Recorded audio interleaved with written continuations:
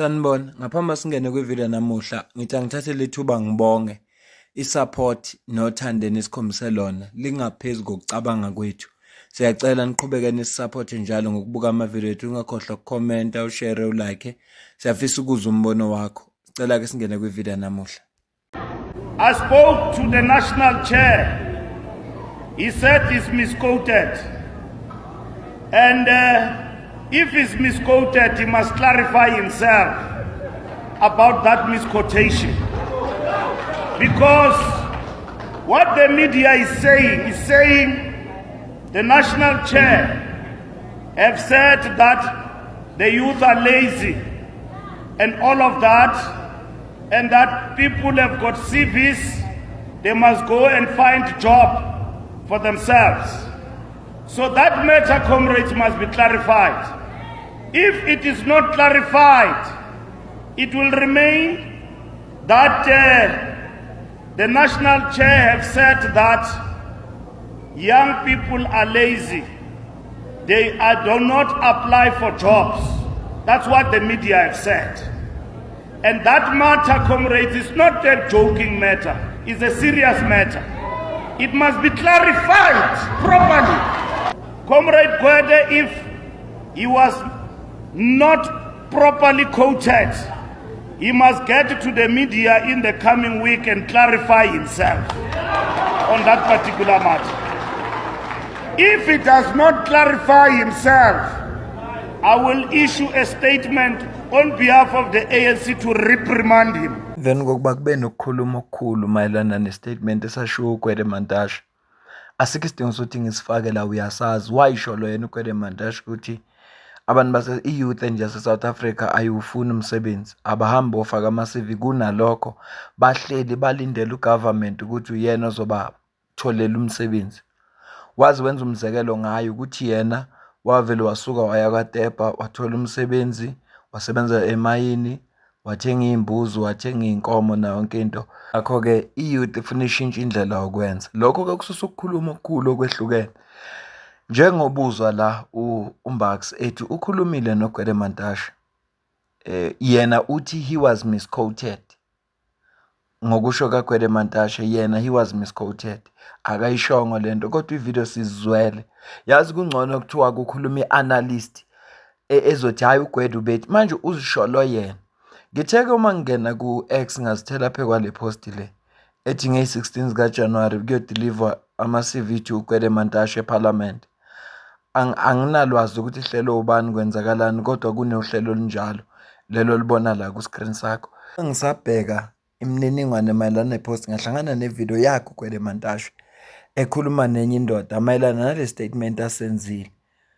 Usaqhubeka lapho uGwede Mantashe, usaqhubeka lapho ukuthi iyouth le izithele ngabandayo, hayi ngoba ufuna umsebenzi. Ngicela uzwe la. It's correct. Martin Khulafera said the government should have given support to young people.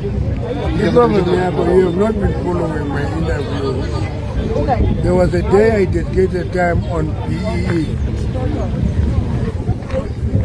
Hey, you didn't follow that. Yeah, that one I did not see. You see? This one is open kind of worm. The one that you were saying, young people are not taking initiatives and all that. They don't. But we are saying you agree. I go to China. I go to China. I'm a China producer rights for export. Because the government of China makes that the resources available and support. No. Here, government give you land, give you tractors. Remember, I tractor cooling me where I'm a tractor.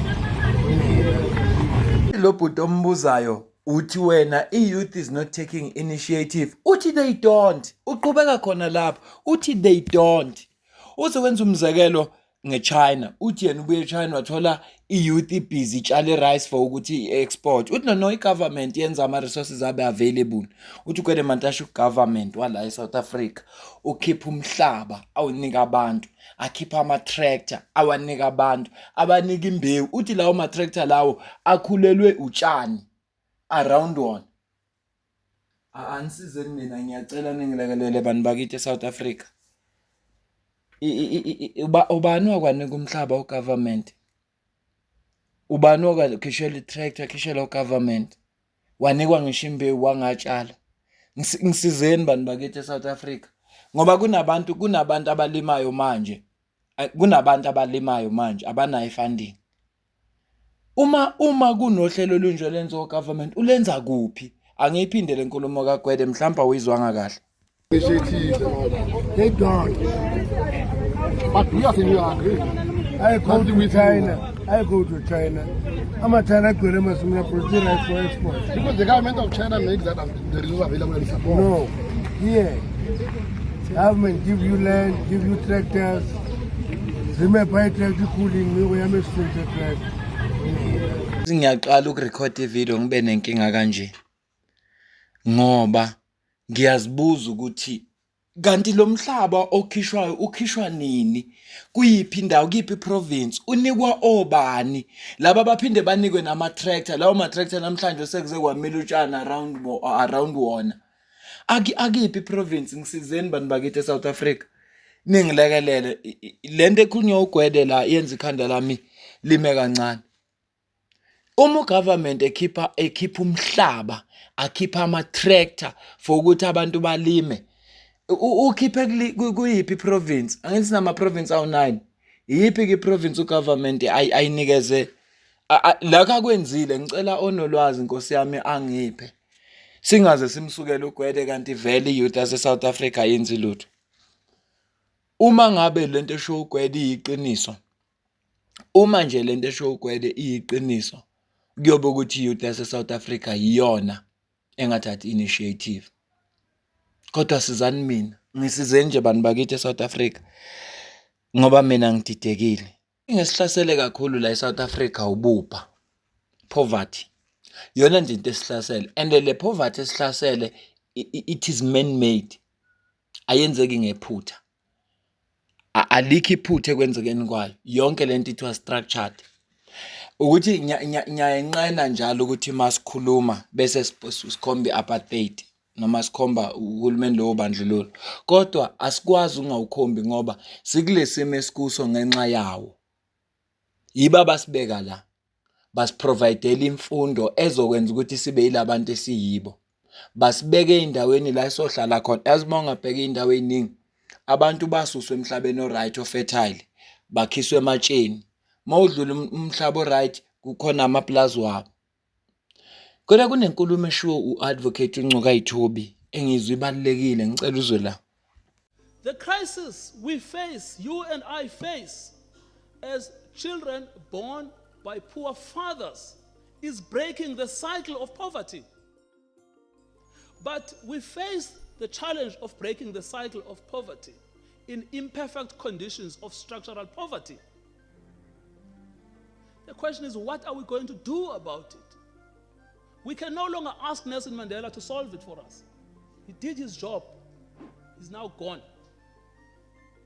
We can no longer ask Thabo Mbeki to solve it for us. He's also done his job. We must ask ourselves to solve it for ourselves. Lento esho advocate uNcuka Ithobi yiqiniso ekufuneka njengentsha yaseSouth Africa sibhekane nalo. Ukuthi akekho umuntu ozosinqamulela lenhlupheko ngoba nalabo babethembisile because njengoba eshila athi it is structural. Esasinethemba lokuthi bazosenzela izinto zibe ngcono abazange bayiqede kunalokho bafike benza ukuthi iphele kubo nasemndenini yabo nakubangani babo kodwa sisele thina. Sinamandla thina. Labantu ngeke bafunction ngaphandle kwethu. Yingakho ngithi i-youth yase-South Africa kufika isikhathi ukuthi ayisukume ngeenyawo.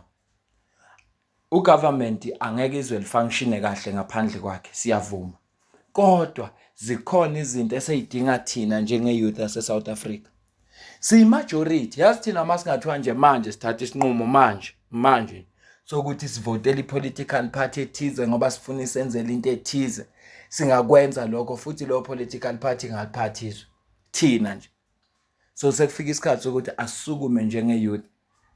Sisukumele izwe lethu ngoba akekho umuntu osenzela impilo ibe ngcono.